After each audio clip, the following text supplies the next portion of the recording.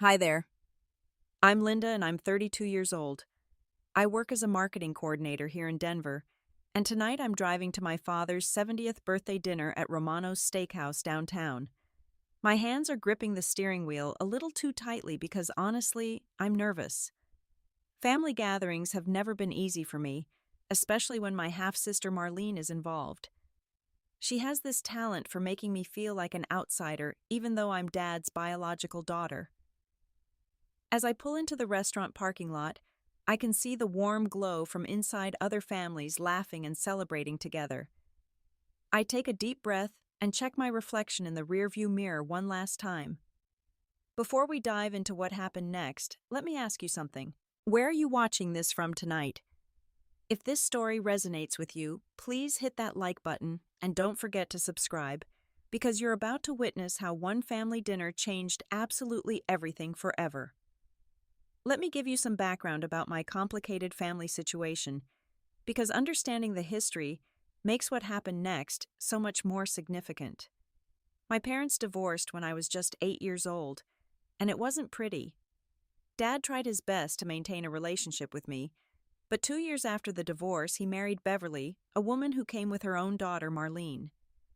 Now you'd think that being Dad's biological child would give me some security in the family dynamic, but you'd be wrong.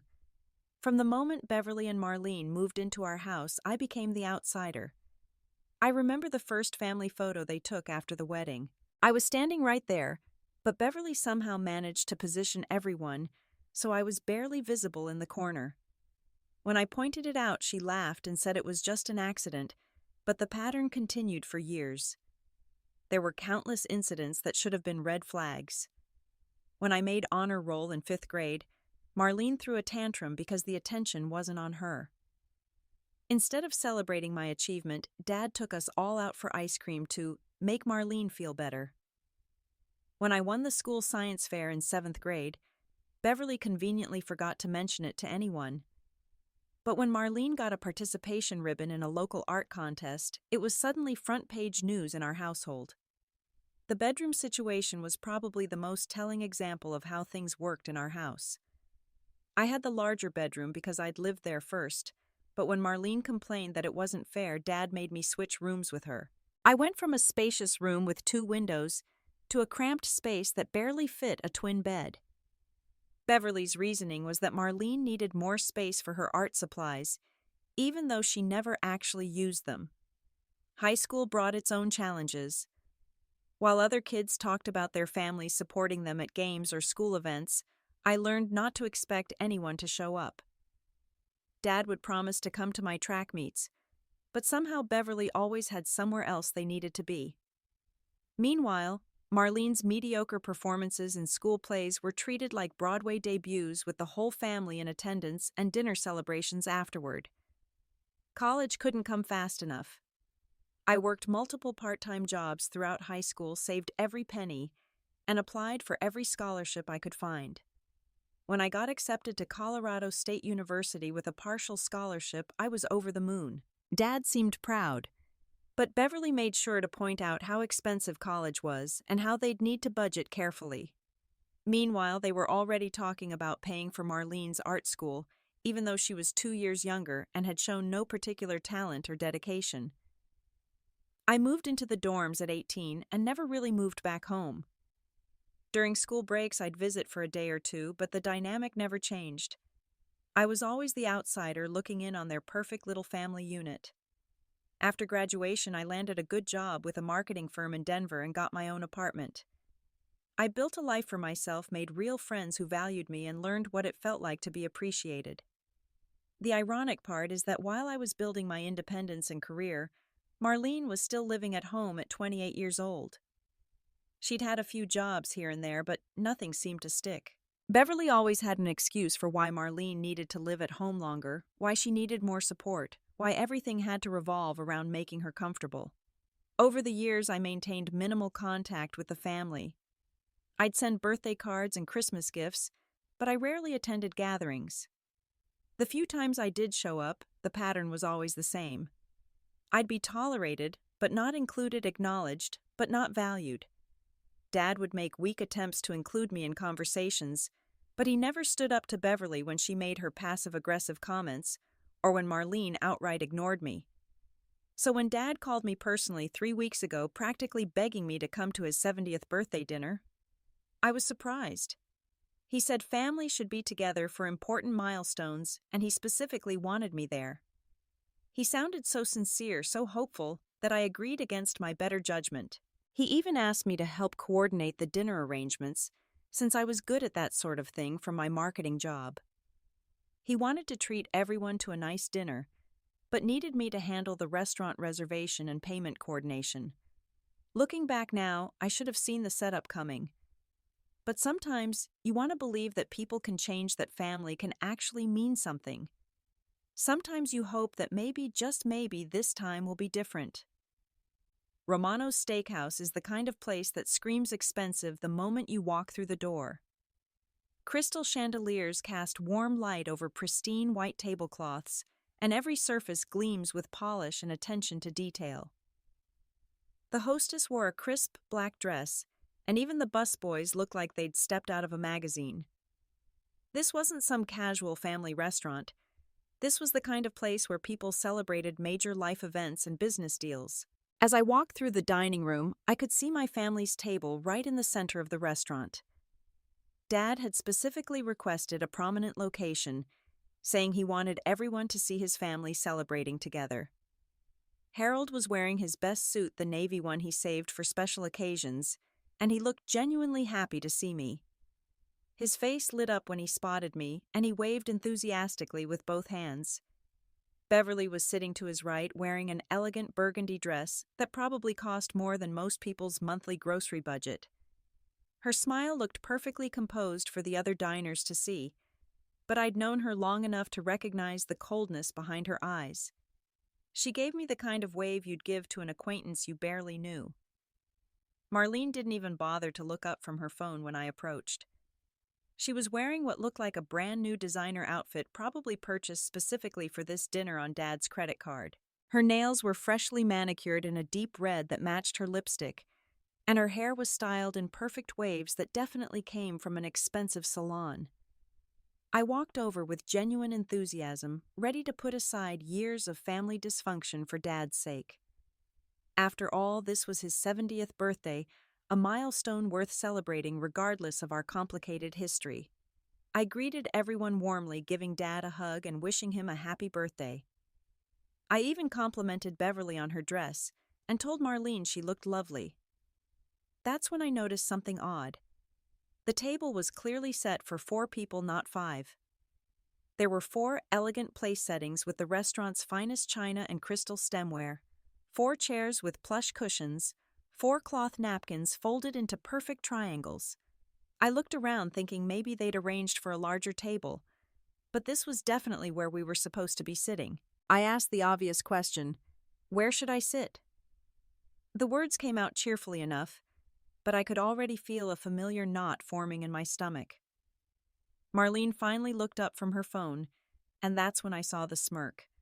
It was the same expression she'd worn countless times during our childhood when she was about to deliver some cruel little blow. She lifted one perfectly manicured finger and pointed across the restaurant toward the back corner near the kitchen doors. "Sorry, this table's for family only," she said, her voice dripping with false sweetness that was loud enough for nearby diners to hear. Following her gesture, I saw where she was pointing. There, positioned between the swinging kitchen doors and a large trash receptacle, was a single folding chair. Not one of the restaurant's elegant dining chairs, but the kind of cheap metal folding chair you'd find in a church basement or community center.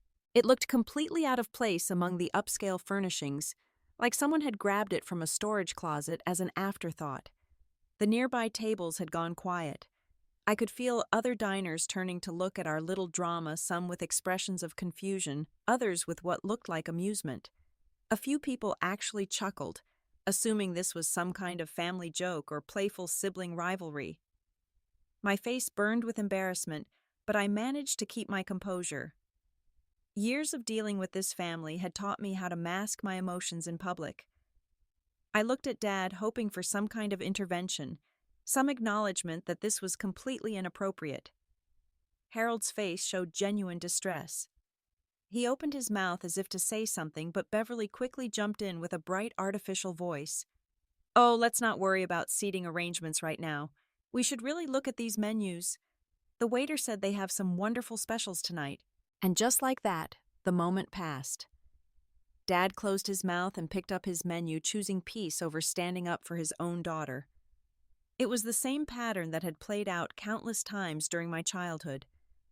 I walked over to the folding chair, my heels clicking on the polished floor in the suddenly quiet dining room. The chair was positioned at such an angle that I'd be facing partially away from the family table, with a perfect view of the kitchen's swinging doors and the constant parade of servers rushing back and forth with dirty dishes. As I sat down, the waiter approached with a puzzled expression. He was clearly confused by the seating arrangement, looking back and forth between me and the main table. "Excuse me, miss, but are you dining with this party? Or would you prefer a separate table?" Before I could answer, Beverly called out sweetly, "Oh, she's fine right there. We're all together." But her tone made it clear that while we might technically be together, I certainly wasn't part of the group. The waiter shrugged and handed me a menu, though he continued to look confused by the entire situation. I could hear the family's conversation beginning at the main table, but from my position, I might as well have been sitting in a different restaurant entirely. As the evening progressed, what had started as embarrassing quickly escalated into something much worse. The family wasn't just excluding me from their table. They were actively pretending I didn't exist while simultaneously making sure I could hear every word of their conversation. When the appetizer course arrived, the waiter brought 3 elegant plates to the main table: bacon-wrapped scallops, truffle-stuffed mushrooms, and a beautiful charcuterie board with imported cheeses and cured meats. The presentation was stunning, arranged on pristine white plates, with artistic drizzles of sauce and fresh herb garnishes. I waited for someone to suggest sharing or to ask if I'd like to order something, but the conversation flowed around me as if I were invisible. Beverly made a big show of praising the restaurant's ambiance and thanking Harold for choosing such a wonderful place. Marlene took photos of every dish, probably for her social media accounts, positioning the shots so the elegant main table was prominently featured. The conversation topics were clearly chosen to exclude me. Marlene launched into a detailed story about her recent promotion at First National Bank, where she'd been working as a loan officer for the past 6 months. She described her new corner office, her increased salary, and the recognition she'd received from her supervisor. Beverly responded with enthusiastic praise, calling Marlene such a go-getter and naturally talented with people. Dad beamed with pride, asking detailed questions about her responsibilities and expressing how impressed he was with her professional growth. It was the kind of supportive family conversation I'd always craved but rarely experienced. When I'd graduated college with honors or landed my marketing position, the family's response had been lukewarm at best. Beverly then launched into planning mode, suggesting they should celebrate Marlene's promotion with a family vacation to Hawaii. She pulled out her phone and started showing everyone photos of luxury resorts, talking about ocean view suites and private beach access.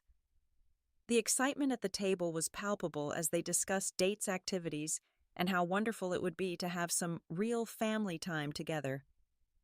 The word family was emphasized in a way that made it clear I wasn't included in this definition.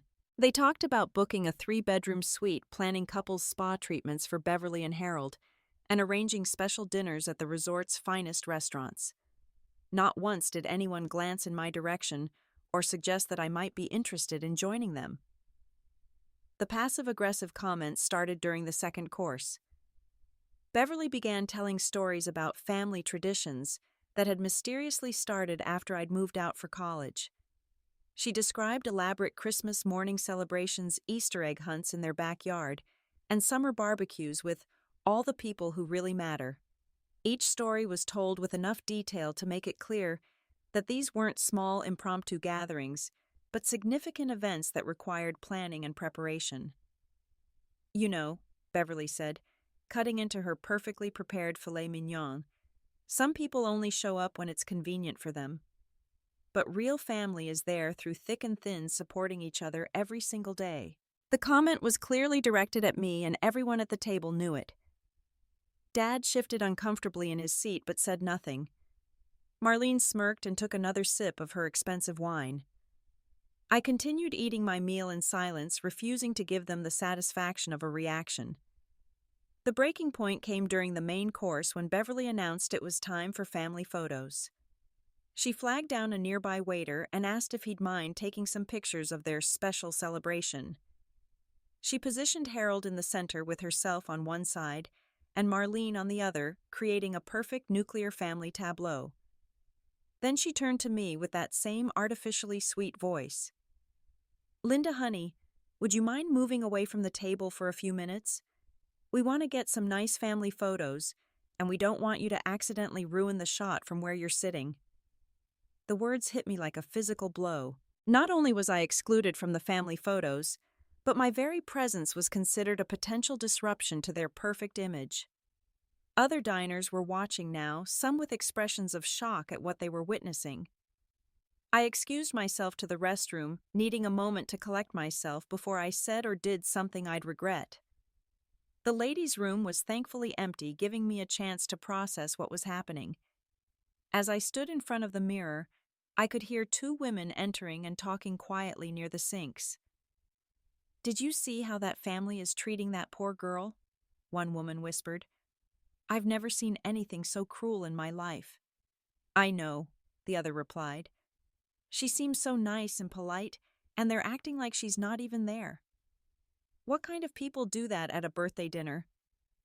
Looking at my reflection, I saw a successful 32-year-old woman who had built a good life for herself despite coming from this dysfunctional family. I had a career, I was proud of friends who valued me, and enough self-respect to know that I deserved better than this treatment.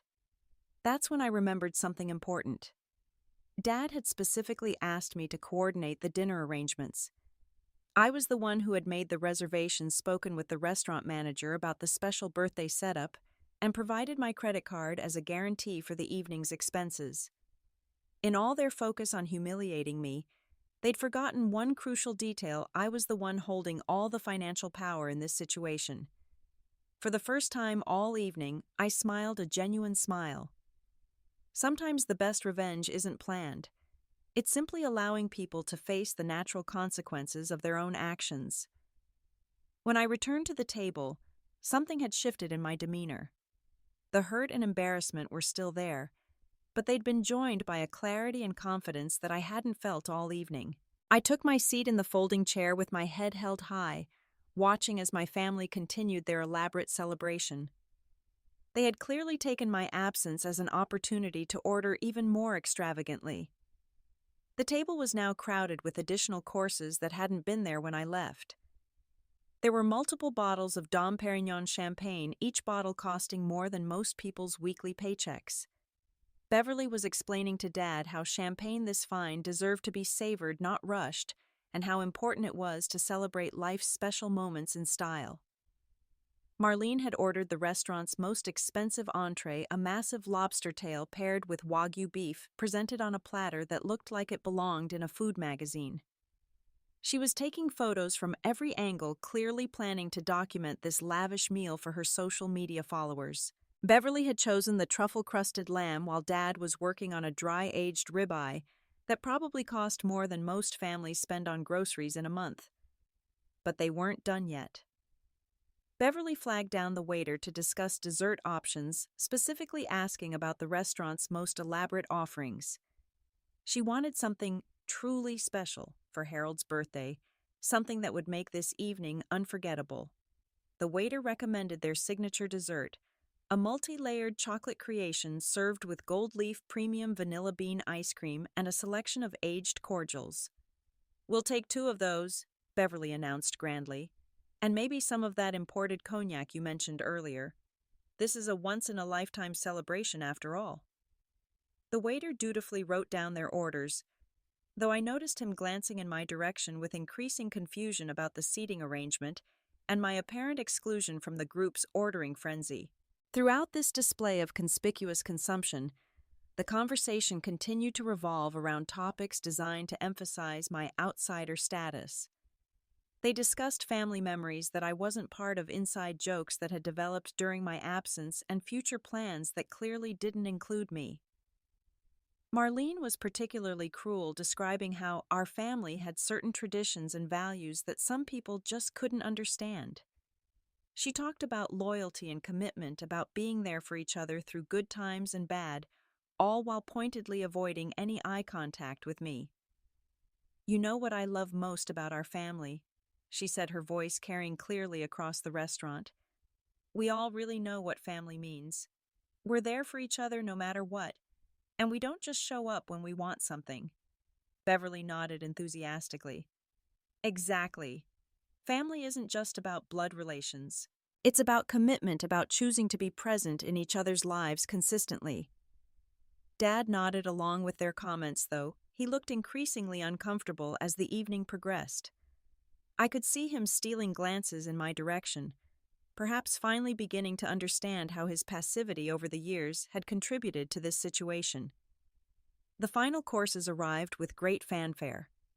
The elaborate chocolate desserts were indeed spectacular, towering creations that drew admiring looks from other diners.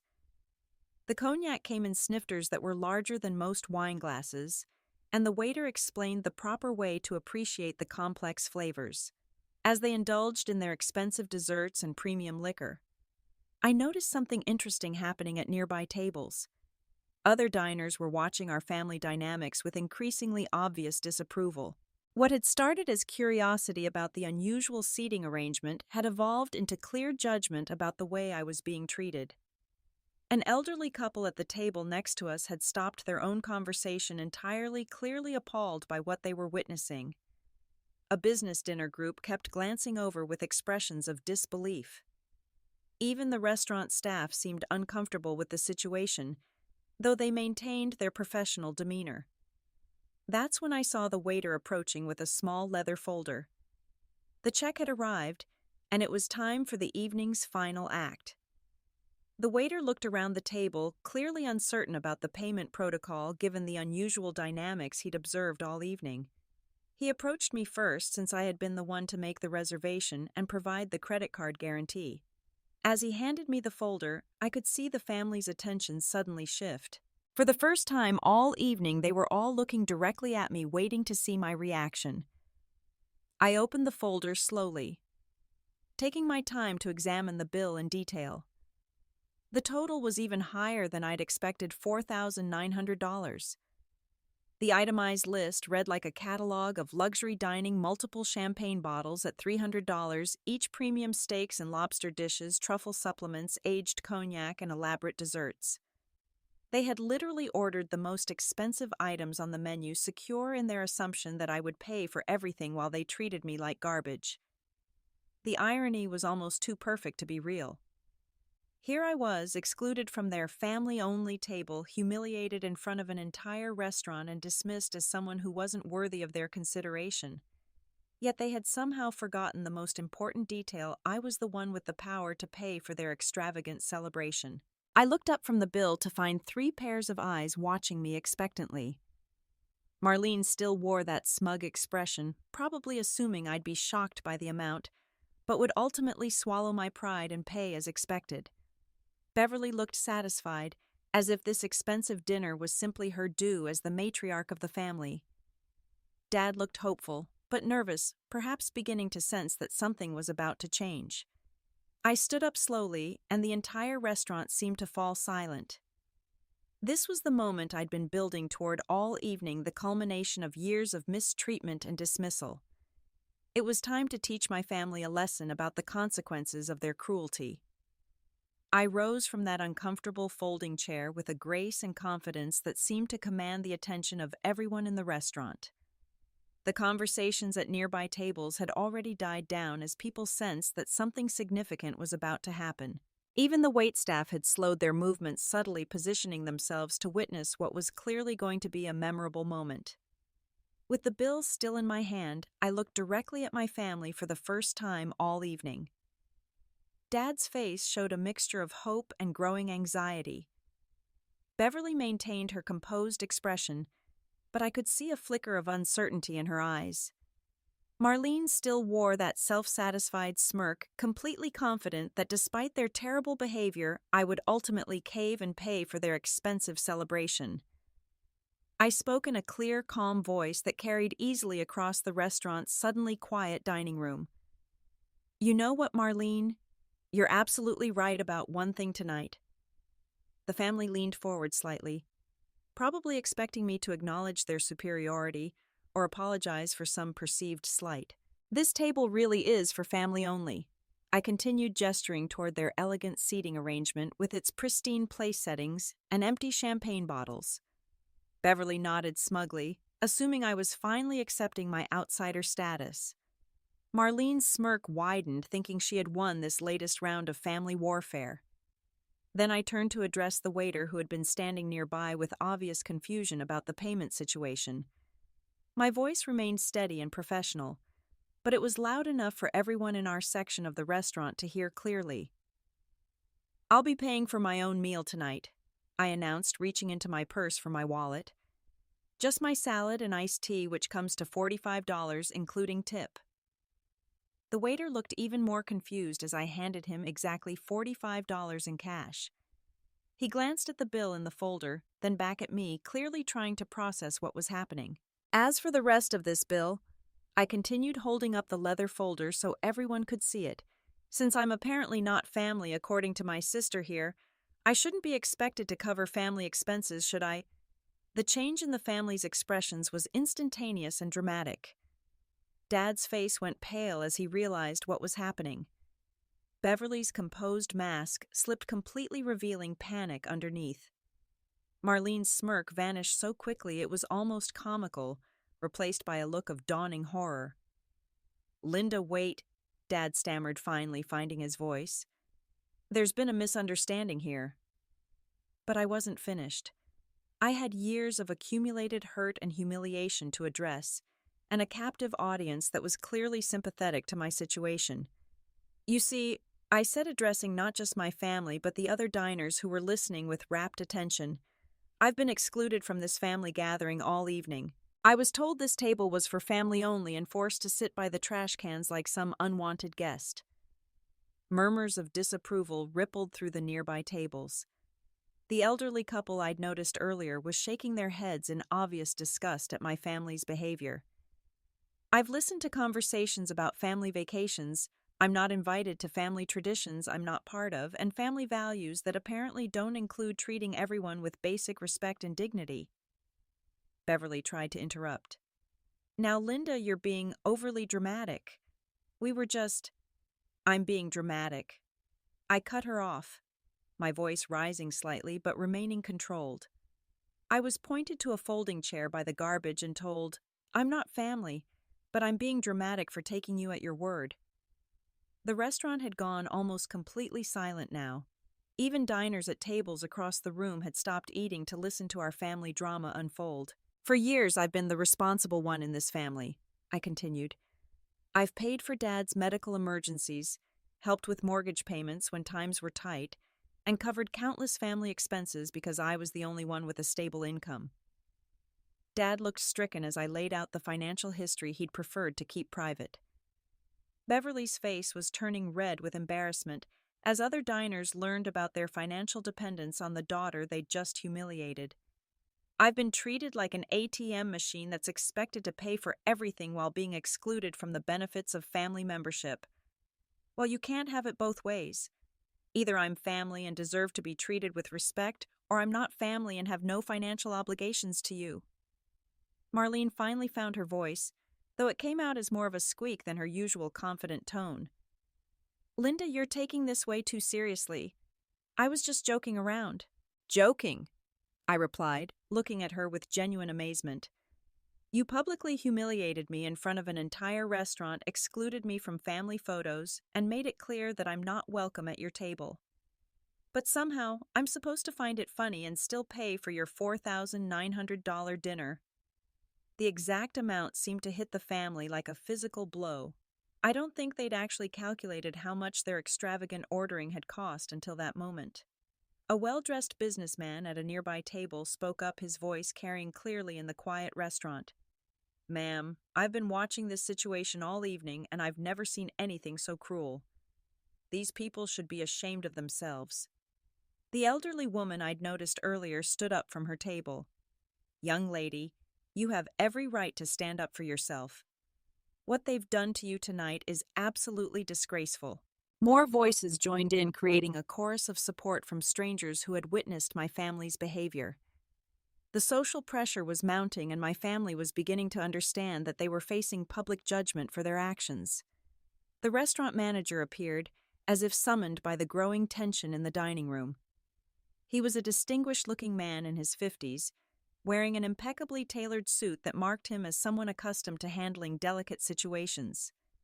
His expression was professionally neutral, but I could see his eyes taking in the scene: the folding chair by the trash, the elaborate main table, and the family that was clearly in crisis.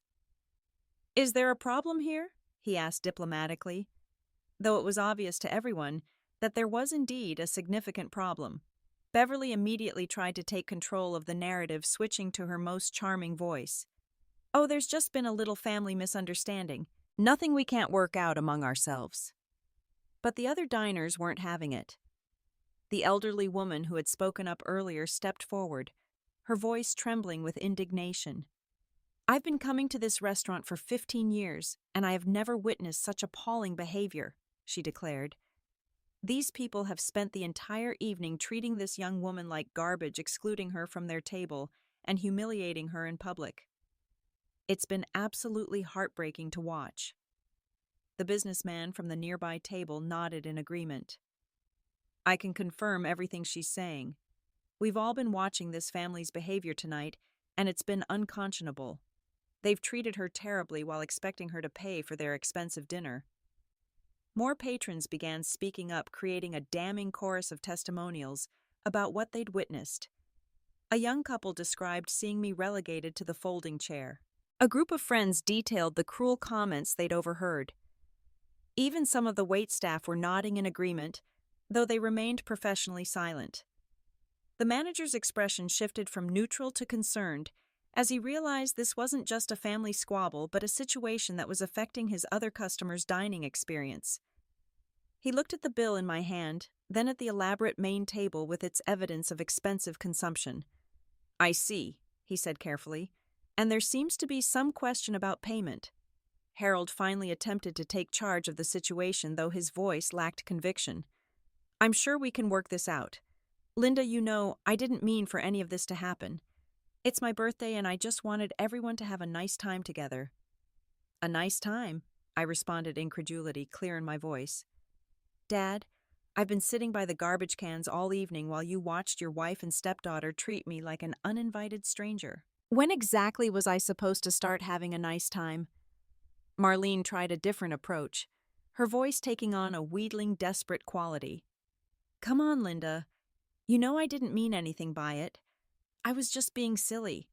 We're family, right? Family forgives each other." "Family?" I repeated slowly, as if tasting the word. Interesting that the concept of family only seems to apply when you need something from me.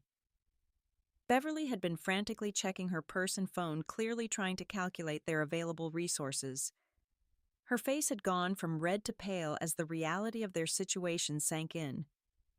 "Harold," she hissed in a stage whisper that everyone could hear, "how much do you have in your wallet?" Dad checked his wallet with shaking hands. "Maybe $200, he admitted quietly. Marlene was scrolling through her banking app, her fingers trembling as she checked her account balance. "I've got about 300 in checking," she whispered, "but that's supposed to last me until next Friday." The math was simple and devastating. Even pooling all their available cash, they were short by more than $4,000.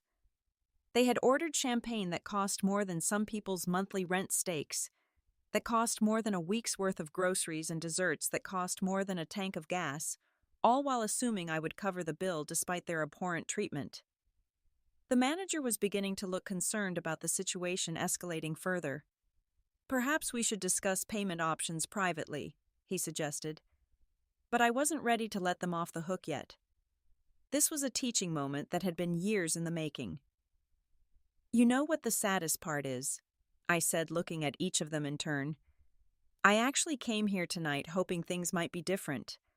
I thought maybe Dad's 70th birthday could be a chance for us to act like a real family. Harold's eyes filled with tears. For the first time, he seemed to fully understand the pain his weakness had caused over the years. I've spent my entire adult life trying to earn a place in this family, I continued. I've been successful in my career, financially stable, and always willing to help when you needed me. But somehow, that was never enough to earn basic respect and inclusion. Beverly tried to interrupt again. Linda, you're making this into something bigger than it needs to be. Am I? I asked. Because from where I'm sitting, this is exactly what our relationship has always been. You treat me terribly, but you expect me to smile and pay for the privilege. The manager cleared his throat delicately. If the bill cannot be settled this evening, I'm afraid I'll need to contact the authorities. That statement sent a jolt of panic through my family. The thought of police involvement of potential criminal charges for dining and dashing suddenly made the consequences very real. Harold stood up abruptly, his voice taking on a pleading tone I'd never heard before. Linda, please. I know we've made mistakes tonight. I know I should have stood up for you. But please don't let this destroy our family completely. For the first time all evening, his words carried genuine emotion and accountability. But I wasn't ready to make this easy for any of them. The silence that followed Dad's plea was heavy with tension and expectation. Every eye in the restaurant seemed to be focused on our table, waiting to see how this family drama would resolve. I could feel the weight of dozens of strangers' attention, all of them having witnessed the evening's events and formed their own judgments about who was right and who was wrong. I looked at Harold. Really looked at him and saw something I hadn't expected. For the first time in my memory, he looked genuinely remorseful. Not just sorry that he'd been caught in an uncomfortable situation, but actually sorry for the years of pain his passivity had caused. His hands were shaking, and there were tears in his eyes that seemed authentic rather than manipulative. Beverly and Marlene, however, were a different story. Beverly was alternating between frantic phone calls to relatives and friends begging for emergency loans and shooting me increasingly desperate looks. Marlene had tried calling several friends, but apparently none of them were willing or able to wire $4,000 on a Sunday evening for a restaurant bill. The manager stood nearby checking his watch and looking increasingly uncomfortable with the situation. Other diners were starting to ask their servers about the commotion, and I could see that our family crisis was beginning to affect the restaurant's atmosphere. That's when something unexpected happened.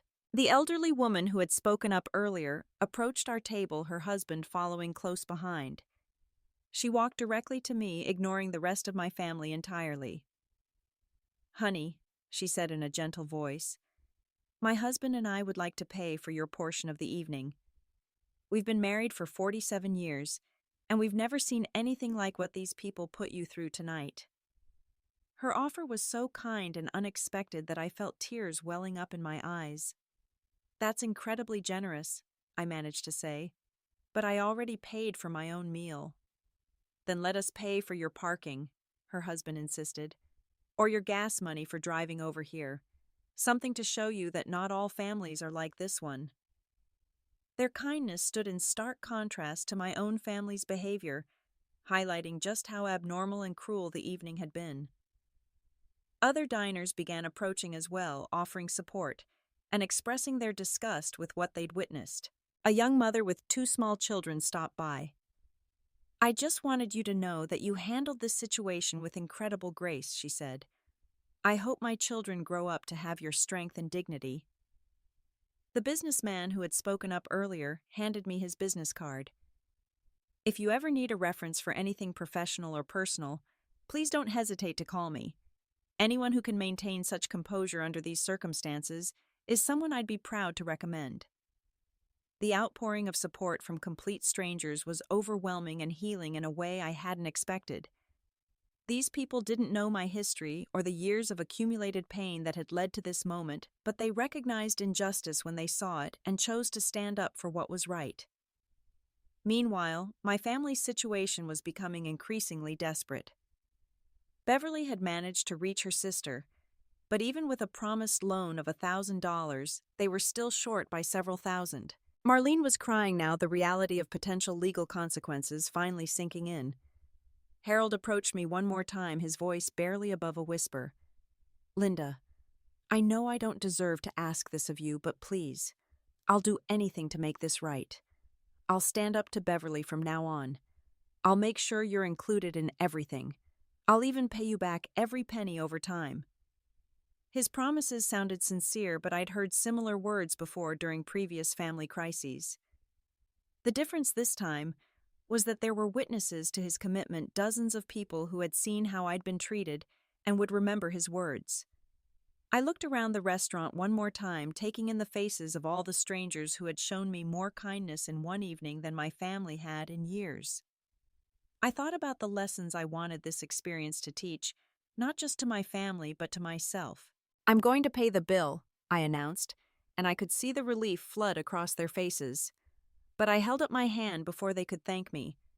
"However, this comes with conditions that are non-negotiable." The manager stepped forward, clearly relieved that the situation was moving toward resolution. I handed him my credit card and asked him to process the full amount. "First," I said, looking directly at Harold, "this is the last time I will ever pay for a family gathering where I'm not treated as an equal member of the family." He nodded eagerly, tears still streaming down his face. "Second, if we're going to have any relationship going forward, it will be on my terms. That means no more accepting disrespect from Beverly or Marlene, and no more expecting me to tolerate abuse for the sake of keeping the peace." Beverly started to protest, but I cut her off with a look. "Third, I want you all to apologize. Not to me privately later when it's convenient, but right here, right now, in front of everyone who witnessed your behavior tonight." The public nature of the apology requirement clearly made them uncomfortable, but they were in no position to negotiate. Harold went first, his voice shaking with emotion. "Linda, I am so sorry. I failed you as a father tonight, just like I've failed you countless times before. I was wrong to let this happen, and I was wrong to stay silent when you needed me to stand up for you." Beverly's apology was more reluctant but audible enough for nearby tables to hear. "I'm sorry for the way tonight went. It wasn't intended to hurt you." Marlene's apology was barely mumbled, but she managed to get the words out under the watchful eyes of the entire restaurant. As I signed the credit card receipt for $4,900, I felt something unexpected, not anger or resentment, but a sense of closure and empowerment. For the first time in my adult life, I had stood up to my family's dysfunction and demanded better treatment. The weeks and months that followed that dinner were transformative in ways I never could have anticipated. Word of what happened at Romano's Steakhouse spread quickly through our small social circles, creating ripple effects that extended far beyond that one evening. Within days, I started receiving calls and messages from extended family members who had heard about the incident. Cousins, aunts, and uncles began sharing their own stories about Beverly and Marlene's behavior at family gatherings over the years. Apparently, I wasn't the only one who had been subjected to their cruelty, just the first one to finally stand up to it publicly. My cousin Janet reached out to tell me about her own experience at Marlene's graduation party 2 years earlier, where she'd been excluded from family photos and made to feel unwelcome. My Uncle George shared how Beverly had made passive-aggressive comments about his wife's cooking at every family gathering, systematically undermining her confidence until she stopped attending altogether. These conversations revealed a pattern of toxic behavior that had been affecting multiple family members for years. Beverly and Marlene had created an environment where people were afraid to speak up, choosing instead to quietly distance themselves from family events, rather than confront the dysfunction directly. The social consequences for Beverly and Marlene were immediate and significant. Their social media posts about the lovely family dinner were met with comments from people who had heard about what really happened. Beverly's book club, garden society, and neighborhood organization all began treating her differently once word spread about her behavior toward her stepdaughter. Marlene faced professional consequences as well. Romano's Steakhouse was a popular spot for business dinners in our city, and several of her bank's clients had witnessed the evening's events. Her supervisor received calls from customers questioning whether someone who could treat family members so cruelly should be trusted with their financial decisions. But the most significant changes happened within my immediate family. Harold, true to his word, began standing up to Beverly in ways he never had before. When she tried to plan another family vacation without including me, he insisted that either everyone was invited or no one was going. When she made snide comments about my absence from previous gatherings, he reminded her that the door had always been open for treating me with respect. This newfound backbone created tension in their marriage, but it also created space for a real relationship between Harold and me to develop. We began meeting for coffee every few weeks, just the two of us having conversations we should have had years earlier. He started asking about my work, my friends, and my life in general, showing genuine interest in who I had become as an adult. During one of these coffee meetings about 6 months after the dinner incident, Harold made a confession that helped me understand his years of passivity. He admitted that he had been afraid of losing his second chance at marriage, so afraid of being alone again, that he had been willing to sacrifice his relationship with me to keep Beverly happy. "I convinced myself that you were strong enough to handle it," he said, tears in his eyes. "I told myself that you didn't need me the way Beverly and Marlene did. But I was wrong, and I'm sorry it took such a public humiliation for me to realize how much damage I was causing." His honesty was painful but necessary. It didn't excuse years of neglect and abandonment, but it helped me understand the fear and insecurity that had driven his choices. Meanwhile, I was building a life that didn't revolve around seeking approval from people who had never valued me properly. I started therapy to process the years of family trauma, working with a counselor who specialized in family dysfunction and boundary setting.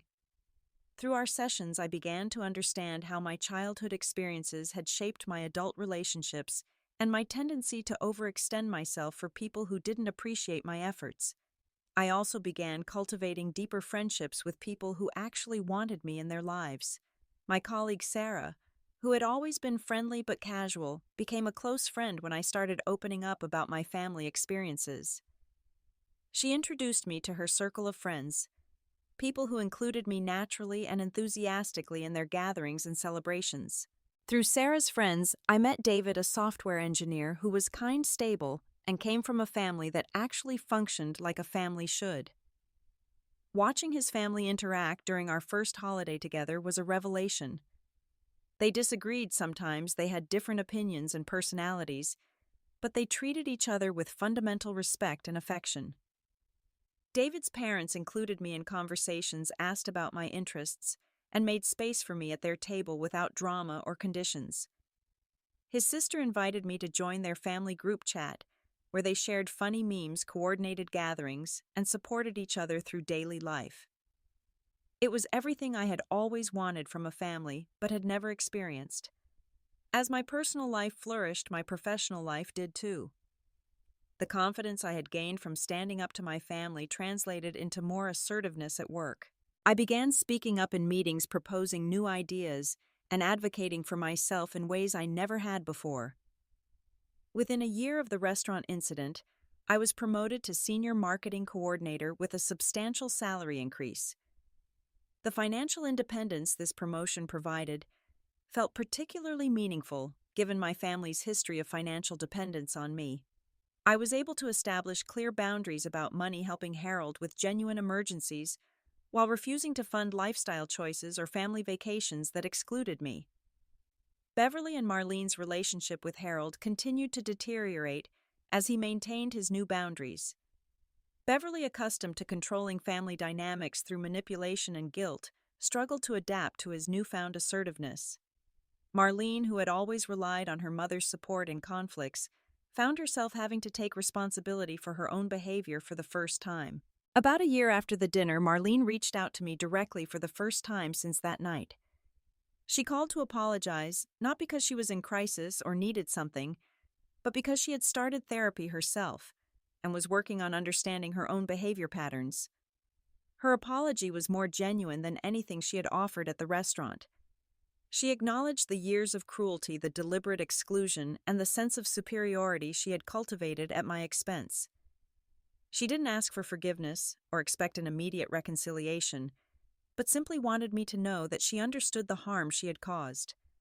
I appreciated her growth, but I also maintained clear boundaries about what our relationship could look like going forward.